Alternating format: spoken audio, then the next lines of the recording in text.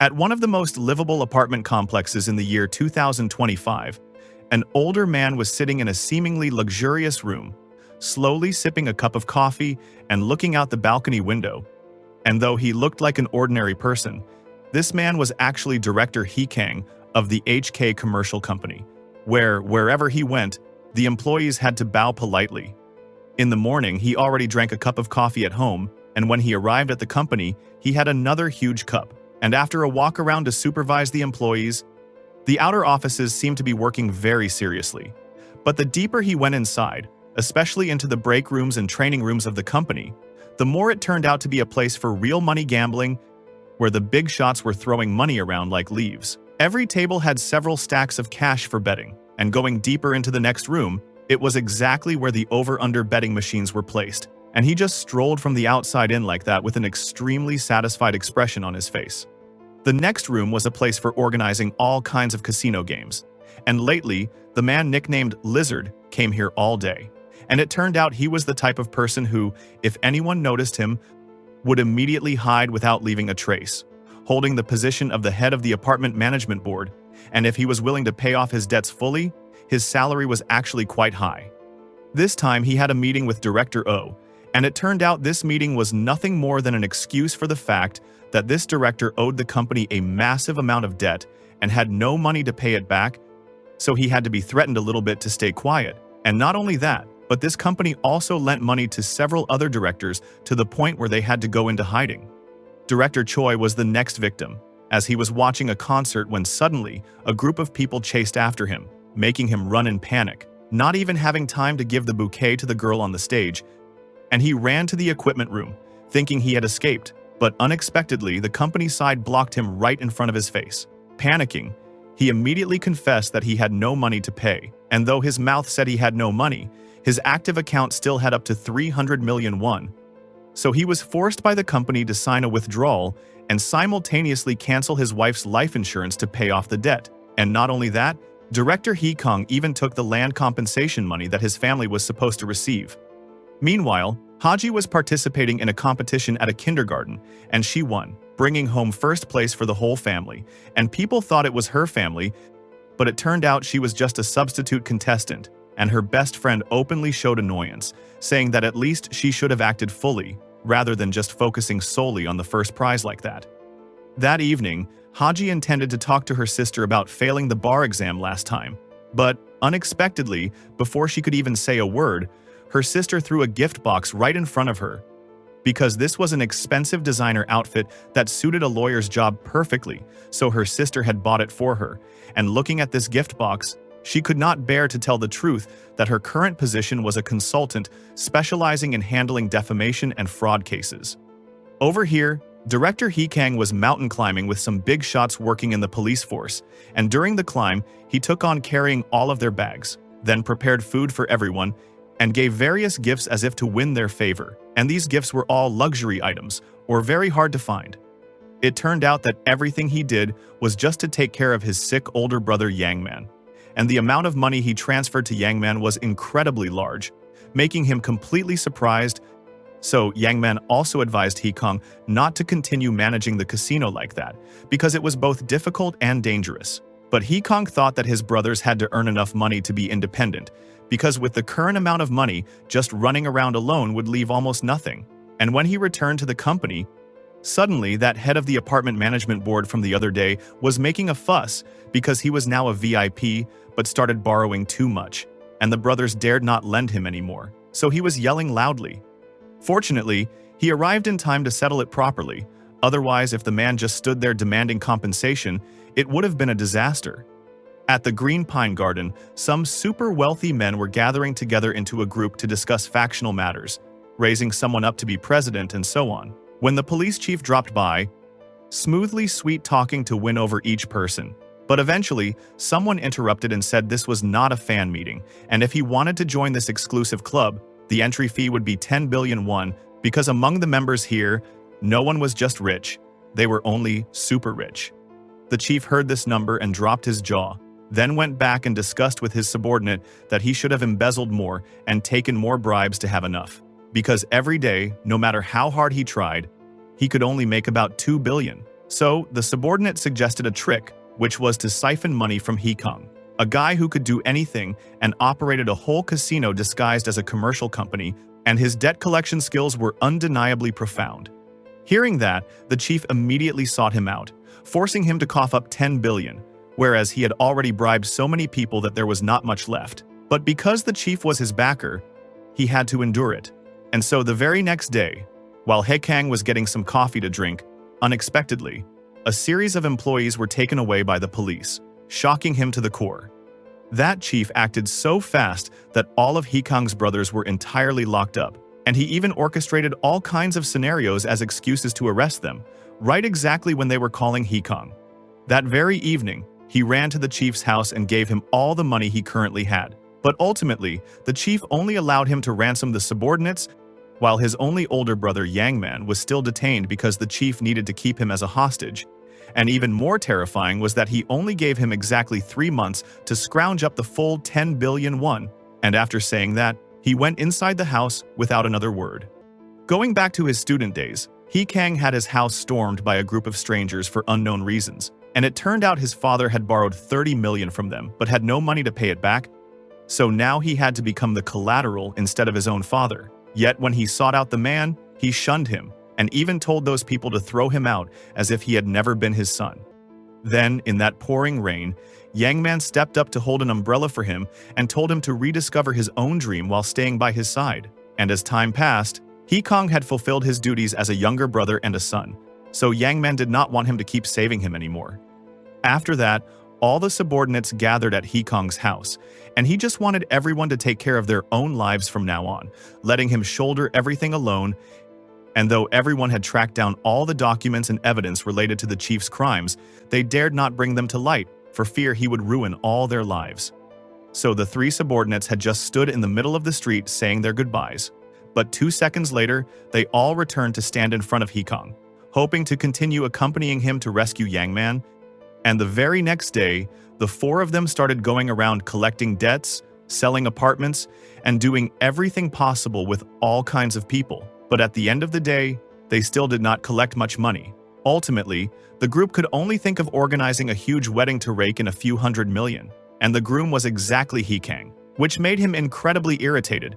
But for the common goal of the group, he had to accept it, and the result exceeded expectations when all the gangster brothers who had washed their hands of the underworld gathered fully, with the wedding gift money being so much that it spilled out of the box, and the bride was none other than Haji.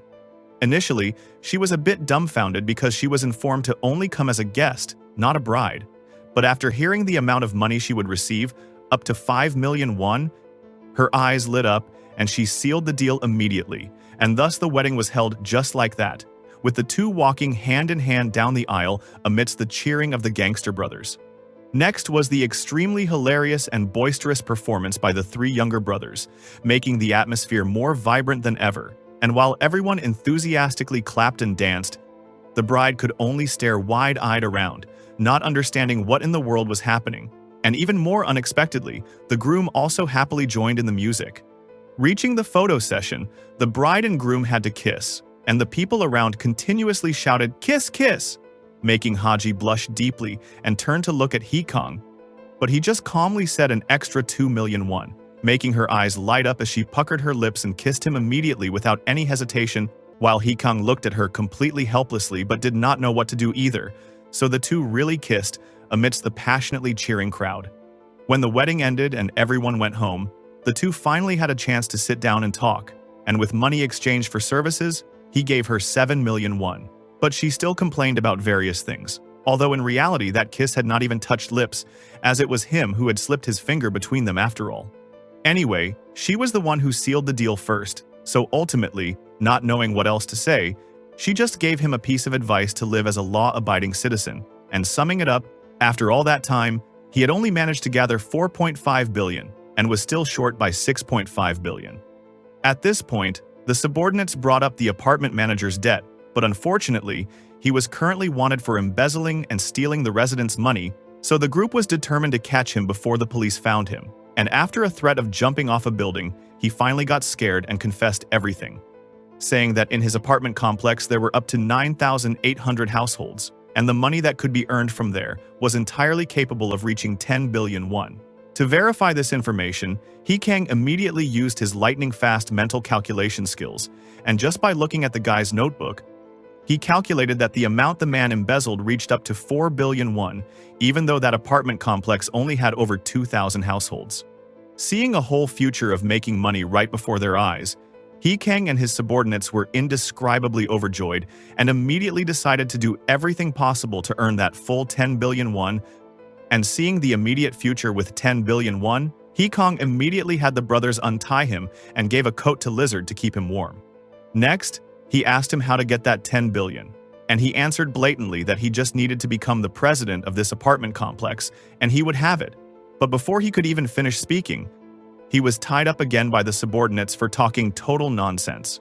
But before the subordinates could even touch him, he screamed for mercy, then told He Kang that he just needed to approach the deputy manager, who was currently the head of the management board and also the apartment president, because these two had colluded with each other for a long time, and if he could just get close, there would be a chance to take over this entire apartment complex. Once again, he said incredibly unbelievable things, so He Kang immediately told his subordinates to grab his arms and legs and throw him straight downstairs. But as soon as he was dragged away, he threw a tantrum and continued to confess that he had seen a notice for electing a district head posted in the elevator, and then he immediately knelt down begging him, saying that only by becoming a district head would he be qualified to run for president.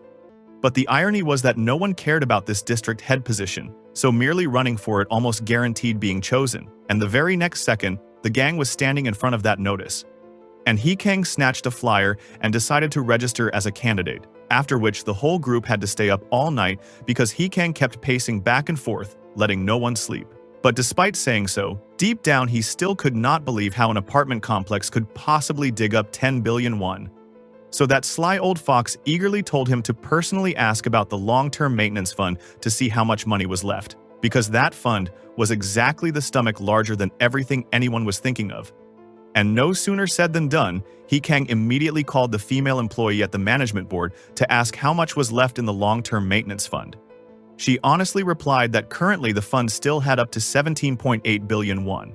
And knowing this news, the whole gang rejoiced like a festival. Everyone's eyes lit up, and they decided to pursue this case to the end to seize that entire amount of money. While Lizard claimed he had just made a great contribution, so he acted extremely arrogant, even ordering He Kang's subordinates to brew coffee for him. On this side, mothers were teaching their children how to protect nature and its laws by letting the kids plant trees in the flower beds, and everything was going very happily, when suddenly a resident found it an eyesore and rushed over to pick a fight, arguing that the apartment complex rules did not allow such things, and the soil here was red clay, so it could not be used for nonsense. Therefore, the furious mothers started arguing with her, while she threw a fit and rushed in to rip out all the newly planted trees. And after that incident, the mothers sat together and decided to elect a district head to represent their voices and rights, refusing to let this situation continue. On this side, Haji's sister wanted to quit her job at the apartment management board because she thought her younger sister had become a lawyer, so she herself did not want to continue working there either. And hearing this news, the president called her straight to the office to threaten her, saying that if she quit, she would not be able to live in peace. Meanwhile, He Kang was listening to old Lizard explain the concept of the long-term maintenance fund, and even though everyone lived in the apartment complex, no one cared about this fund. Because calculating it out, each household only had to pay about 30,000 won every month, an amount not too large. So everyone ignored it because they were busy making more money, and he had taken advantage of this very point to slowly siphon money from the residents living in the apartment complex. Simply put, this fund was an upfront payment used for repairing the apartment complex over a long period. Because if residents were forced to pay a lump sum all at once, surely everyone would be annoyed. As for example, here, every month He Kang had to pay 29,000 won, multiplied by 9,800 households, bringing the total monthly amount to a few hundred million won, and if elected district head, one would automatically qualify to run for president. Of course, just by having the stamps of the head of the management board and the apartment complex president, this amount of 17.8 billion won would be withdrawn incredibly easily, and thus, He Kang calculated that if he successfully pulled off this scheme, there would be over 21 billion won, just enough to save Yang Man and also able to fulfill the dreams of his 3 younger brothers. Having obtained the method to make 10 billion, He Kong immediately ran to the prison to meet Yang Man and promised to save his brother at all costs, because he could not live without this older brother. And on the way back, He Kang remembered his youth when his father had passed away, making the debt paper meaningless. And Yang Man personally burned that paper and told him to go out and be independent, but He Kong refused because he wanted to continue accompanying his older brother. Arriving back at the apartment complex, suddenly there was a crowd of residents gathering noisily in one place, and it turned out an arrogant guy was causing trouble, blatantly parking in the wrong spot, blocking everyone's path, and even screaming and arguing loudly, and He Kong found it an eyesore, so he immediately drove his car straight into the guy's car, causing the front to smoke, and just like that, the guy went crazy and rushed out demanding compensation. Right then, Jung-gun appeared. He held a brick and wrote directly on the guy's car door before stepping out. And he offered to cover the entire cost of repairing that car, because one only needed to look to know that this car looked luxurious, but was actually just a second-hand purchase. And of course, if he wanted to file a report, he could go ahead, because Jung-gun had up to 12 lawyers, and all of them were very skilled at digging into other people's privacy. Just hearing a few threatening words, he was terrified and fled, and after that, Jung-gun wanted to pay the entire car repair cost for He Kong because he had helped him save a lot of time, and seeing the scene of him throwing money like leaves, every resident there clapped in admiration. The next day, that guy, feeling humiliated in front of everyone, spitefully went to slash Jung-gun's car tires, and after checking the dash cam, the older man decided to go for a round of golf.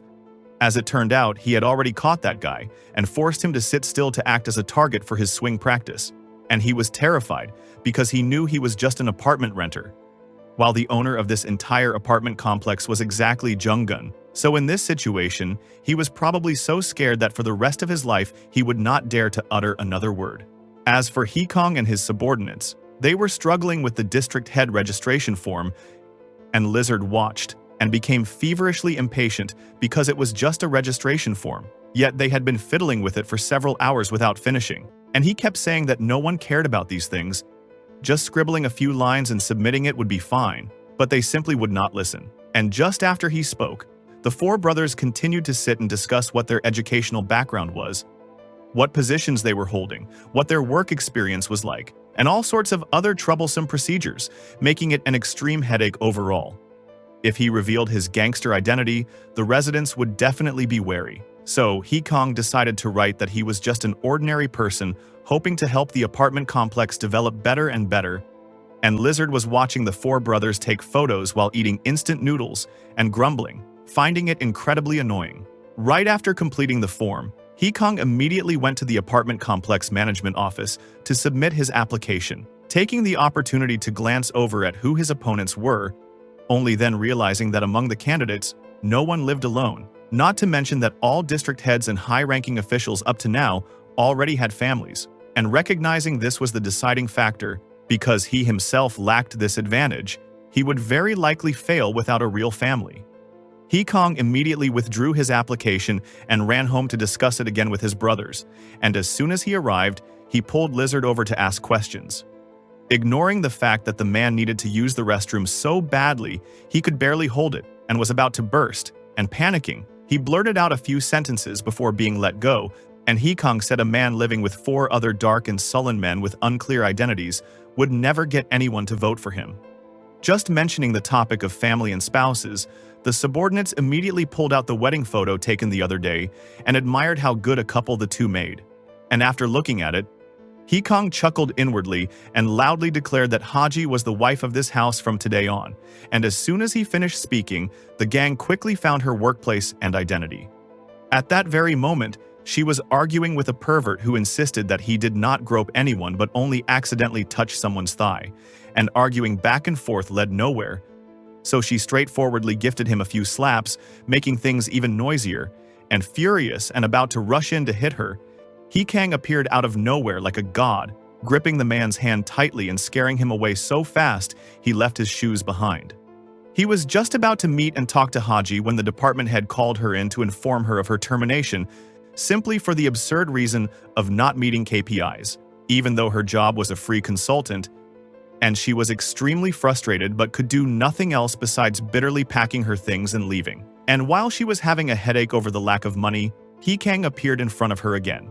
After that, they both went to drink coffee, and he proposed that she become his wife for 3 months, and initially, she got angry because she could not accept being hired with money earned from illegal activities.